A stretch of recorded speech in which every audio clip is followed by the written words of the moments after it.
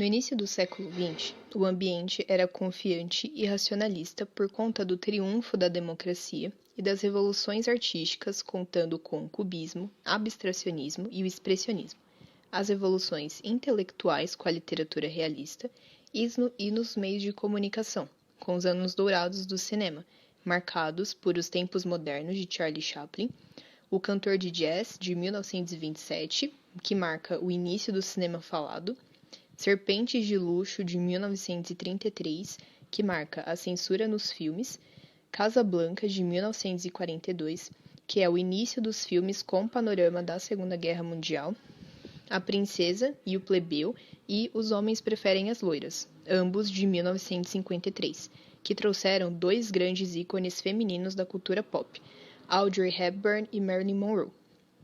Com as duas guerras que estavam por vir, a Europa entraria em um clima de pessimismo generalizado. As certezas presentes no humanismo e nos princípios cristãos foram abalados pelos regimes autoritários, pela hostilidade de alguns estados contra a burguesia e pelo movimento de descristianização entre as elites. O rápido crescimento e desenvolvimento das cidades fez com que houvesse mudanças nas formas de socialização e a vida urbana passou a ser mais privilegiada naquele contexto. A sociedade estava mudando, as classes médias ganhavam poder, as mulheres procuravam seus direitos, as novas descobertas científicas de Einstein e a psicanálise por Freud pavimentavam o caminho para a ciência moderna. A gripe espanhola foi uma mutação do vírus influenza e se propagou pelo mundo devido à movimentação das tropas na Primeira Guerra Mundial, que aconteceu entre os anos de 1918 a 1919.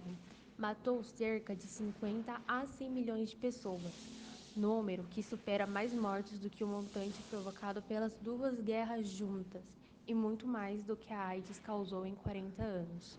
Foi e ainda é a maior pandemia de que se tem notícia. A gripe espanhola foi uma pandemia que aconteceu entre 1918 e 1919, atingindo todos os continentes e deixando um saldo de no mínimo 50 milhões de mortos. Não se sabe o local de origem dela, mas sabe-se que ela se iniciou de uma mutação do vírus influenza. Os primeiros casos foram registrados nos Estados Unidos. A gripe espanhola espalhou-se pelo mundo, principalmente por conta da movimentação de tropas no período da Primeira Guerra Mundial, tendo um impacto direto nos países que participavam desse conflito. Aqui no Brasil, ela chegou em setembro de 1918, espalhando-se por todas as regiões do país e causando a morte de 35 mil brasileiros. O vírus da gripe espanhola tinha a capacidade de afetar vários sistemas do organismo humano, podendo atingir os sistemas respiratório, nervoso, digestivo, renal e até mesmo circulatório. Seus principais sintomas eram dores musculares e nas articulações, intensa dor de cabeça, insônia, febre acima de 38 graus, cansaço excessivo, dificuldade para respirar, sensação de falta de ar, inflamação da laringe, faringe, traqueia e brônquios, pneumonia, dor abdominal, aumento ou diminuição dos batimentos cardíacos, aumento da concentração de proteína na urina e inflamação nos rins. Após algumas horas de surgimento dos sintomas, os pacientes que apresentam o vírus da gripe podem apresentar manchas marrons no rosto, pele azulada, tosse com sangue e sangramento pelo nariz e orelhas. A população demonstrava medo e preocupação com as possíveis medidas a serem tomadas pelas autoridades responsáveis pela saúde pública. Imperou a visão de que se fazia muito alarde por causa de uma doença corriqueira, uma simples limpa-velhos, uma doença tão pouco conhecida que se transformava naquele ano de 1918 em um grande desafio a ser vencido pela sociedade. O índice de mortalidade e de morbidade apresentados pela influenza de 1918, o rápido período de incubação e o elevadíssimo número de óbitos foram alguns dos fatores que fizeram da gripe espanhola um acontecimento sui generis, em todos os sentidos. A epidemia só fez explodir uma raiva acumulada durante anos contra as instituições de saúde e o desmazelo que o governo tinha para com a saúde de um modo geral. A espanhola veio com certeza tornar um imperativo a melhoria da estrutura de saúde da cidade. Então houve muita confusão nas ruas, pois todos queriam uma explicação para a inércia da saúde do governo. Considerada uma das piores pandemias da história da humanidade, a gripe espanhola deixou marcas na população como muitos contágios e muitas mortes. Perto do fim de 1918, escolas mandaram seus alunos para casa, o comércio fechou suas portas, os bondes trafegaram vazios pelas grandes cidades e os hospitais ficaram abarrotados. A gripe espanhola desembarcava no Brasil após levar a Europa ao caos. No decorrer do avanço da doença, cabia à polícia capturar homens nas ruas para forçá-los a abrir covas e sepultar os cadáveres que se empilhavam, pois os coveiros já estavam gravemente acamados ou mortos. A gripe não poupou nem mesmo o presidente da República recém-eleito Rodrigues Alves. Os governantes locais improvisaram enfermarias em escolas, clubes, igrejas e convocaram médicos particulares e estudantes de medicina. Não havia à época hospitais públicos, ficando a cargo das instituições de caridade, como as Santas Casas e a Cruz Vermelha, o atendimento à população mais carente. Isolamento social, barreiras sanitárias em portos e higienização das cidades foram algumas das medidas adotadas. Diga-se, de forma bastante tímida e lenta, congressistas acusavam o governo federal de subestimar as notícias da gripe espanhola no exterior. Os números não são precisos, mas estima-se que a pandemia tenha contagiado 1/3 da população mundial entre 1918 e 1919, que seria em torno de 500 milhões de pessoas, sendo considerada pelo menos 4 vezes mais letal do que a própria Primeira Guerra Mundial. Estimativas mais alarmistas calculam que o número de mortes poderia ter chegado até 50 ou 100 milhões de pessoas no mundo todo. É importante levar em conta que a gripe espanhola teve impacto negativo nos níveis de atividade econômica, emprego e renda nos países europeus e nos Estados Unidos no curto prazo. Embora os dados econômicos na época sejam escassos, alguns estimam que o impacto negativo da gripe espanhola no PIB mundial foi de 6% e no consumo agregado esse impacto chegou a 8%. Cerca de 12 países sofreram desastres macroeconômicos baseados na queda do PIB e 8 sofreram desastres similares baseados na queda do consumo. Isso tornaria a gripe espanhola o quarto evento com maior impacto econômico negativo desde 1870. Manchetes dos jornais da época comentavam que a gripe espanhola teve um impacto adverso no mercado de trabalho, dado que trazia uma taxa de mortalidade maior entre pessoas de idade ativa, que era de 15 a 49 anos de idade, levando muitos trabalhadores que estavam no auge das suas vidas à morte precoce. Isso certamente foi uma barreira para a recuperação a curto prazo dos níveis de pobreza na Europa, que já eram altos em decorrência da guerra. E a escassez de mão de obra propiciada pela pandemia levou a um subsequente aumento dos salários e dos rendimentos dos pequenos negócios. Outro ponto a destacar é que o mercado de ações foi pouco afetado pelo surto da gripe espanhola, porque a guerra já havia reduzido o comércio exterior e rompido cadeias produtivas globais por um longo período de tempo. A epidemia da gripe espanhola não acabou por conta de um medicamento, vacina ou tratamento. A principal causa que levou ao seu fim foi o grande número de pessoas que já haviam infectado e que se tornaram imunes. Os médicos não sabiam como tratar os pacientes, já que a doença era nova e a medicina não tinha recursos suficientes na época.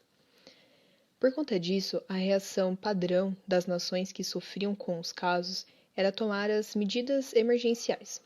Essas consistiam em improvisar hospitais e leitos para continuar atendendo as pessoas, já que os sistemas de saúde entraram em colapso devido ao grande número de casos. Ao descobrirem que se tratava de uma doença contagiosa, foram tomadas medidas de isolamento social.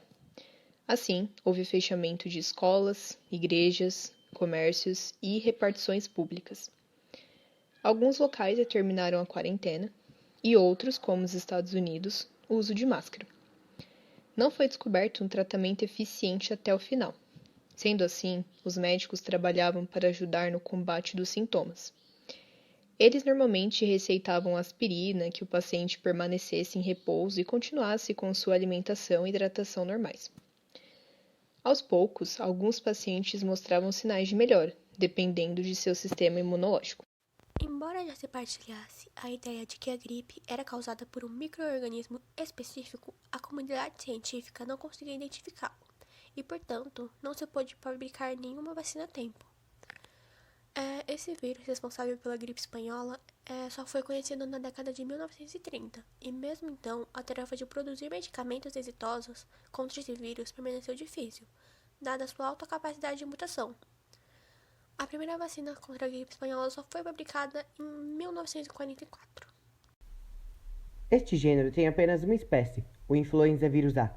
As aves aquáticas selvagens são o hospedeiro natural de uma grande diversidade de vírus de gripe A. Ocasionalmente, esses vírus são transmitidos para outras espécies e podem dar origem a surtos devastadores em aves de criação ou desencadear pandemias de gripe humana.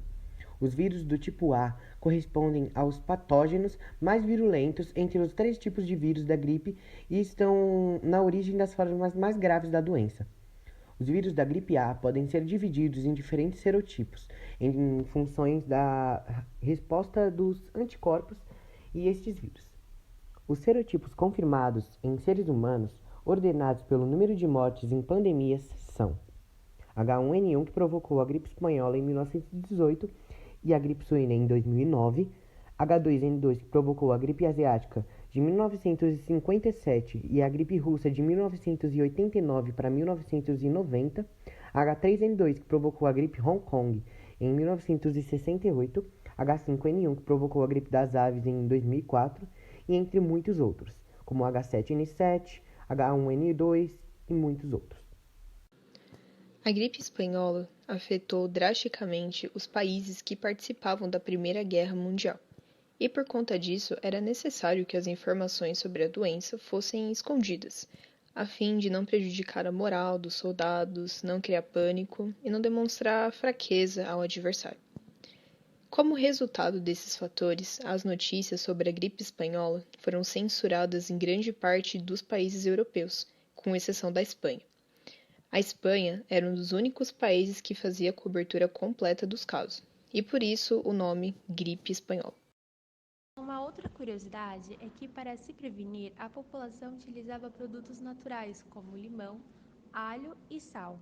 Isso era uma grande crença e a única esperança dos enfermos na época. Atualmente, não há casos de contaminação do vírus influenza, devido aos nossos organismos terem evoluído e adquirido anticorpos para essa doença. Além de que, hoje há vacinas que nos prevêem dessas doenças contagiosas. Por isso, é sempre importante nós tomarmos todas as vacinas que são necessárias. Por mais que hoje não há casos de pessoas com a gripe espanhola, sempre temos que nos prevenir e cuidar da nossa higiene, pois, como se trata de uma doença causada por um vírus, esse vírus pode sofrer uma mutação, capaz de causar os mesmos estragos que a gripe espanhola causou. Na Idade Média, a alquimia era difundida e utilizada na medicina. Já no século XV, por conta dos ideais renascentistas, os experimentos passaram a ser mais valorizados e obrigatórios para promover qualquer afirmação. Apesar disso, a ideia medieval ainda estava presente em muitas áreas. As ideias da iatroquímica surgiram nesse contexto, e essa pode ser definida como um conjunto de explicações sobre o funcionamento do corpo humano e suas doenças através de processos químicos, diferentemente da alquimia. Foi através dela que tornou-se comum o uso de compostos químicos no tratamento das doenças. Paracelso foi um dos precursores da iatroquímica. Aos 20 anos, passou a contrariar o ensino das universidades, já que essas estavam ligadas à filosofia de Aristóteles e outros filósofos clássicos. Isso para ele estava atrapalhando o desenvolvimento da sociedade. Depois disso, ele fez longas viagens para adquirir experiências e entender a verdadeira medicina. Nessas, ele passou por Constantinopla, Basileia, Nuremberg, Suíça, Holanda e Alemanha, conseguindo tirar algumas conclusões e descobrir coisas novas, como as práticas médicas deveriam ser sistematizadas e padronizadas, para todos terem acesso. Os remédios deveriam ser feitos com alguma base lógica, não apenas com superstições ou feitos apenas com ervas medicinais. Os minerais deveriam ser bem conhecidos antes de serem usados na produção de medicamentos. Fez um dos primeiros usos do mercúrio e arsênio. Descreveu as doenças do tártaro e foi contra a teoria clássica de Hipócrates, que dizia que eram incuráveis. Desenvolveu o láudano, que é uma mistura de ópio cru que ajudava no tratamento de dores. Louis Pasteur foi um químico que revolucionou os métodos de combate às infecções. Suas descobertas científicas tiveram um impacto imenso na medicina, e seus trabalhos deram início ao que chamamos hoje de microbiologia. A importância dele, do ponto de vista teórico, é notável, pois ele respondeu a importantes indagações sobre o ciclo da vida e da morte na natureza, ao considerar os fenômenos da fermentação. Apesar de ter desenvolvido estudos importantes para a ciência, foi a realização de pesquisas sobre as doenças infecciosas que fez a carreira do cientista ascender de modo mais significativo. Outra contribuição muito importante dada por ele foi a descoberta do agente transmissor da raiva, que na época não podia ser visto no microscópio, mostrando assim o mundo dos vírus. A química é a ciência que estuda a composição, as estruturas, as propriedades da matéria, as mudanças sofridas por essa matéria durante as reações químicas e a sua relação com a energia. A química tem um importante papel de gerar novos conhecimentos que venham a melhorar a nossa qualidade de vida. Devido aos estudos de muitos químicos, como por exemplo Lavoisier, Mendel, Dalton, Marie Curie, Linus Pauling, Rutherford, Arrhenius, entre outros, temos uma concepção de como podemos reagir a essas matérias e transformá-las em recursos que podemos estar utilizando. Além de que, esses estudos sobre os compostos químicos também foram muito importantes para curar ou até mesmo prevenir muitas doenças que antigamente eram consideradas incuráveis ou que não tinham tratamento ideal. A biologia é uma ciência que estuda os seres vivos e explica os fenômenos ligados à vida e à sua origem. Além disso, é de extrema importância para entender o funcionamento do nosso ecossistema, que, por sua vez, se torna essencial para a sobrevivência. Em meio à gripe espanhola, a biologia ajudou a evitar a disseminação da doença por meio do estudo da imunidade, reações do organismo e investimento na higiene. A história tem um importante papel na nossa sociedade. É através dela que estudamos como era a nossa sociedade antigamente, como eram suas rotinas, suas tradições, suas vestimentas e entre outros fatores. A história nos faz compreender os erros que nossos antepassados cometeram, para que assim possamos não realizar as mesmas atitudes. Com isso, nossos modos de vida mudaram. Uma grande parte dessa mudança foi positiva, como, por exemplo, os hábitos higiênicos. Antigamente, devido à falta de higiene que as pessoas tinham, doenças eram facilmente desenvolvidas e transmitidas, e por conta desse fator, muitas pessoas morriam. Além de que, não havia um grande desenvolvimento da medicina, ou de tecnologias capazes de desenvolver um tratamento ou até mesmo um meio de prevenção dessas doenças.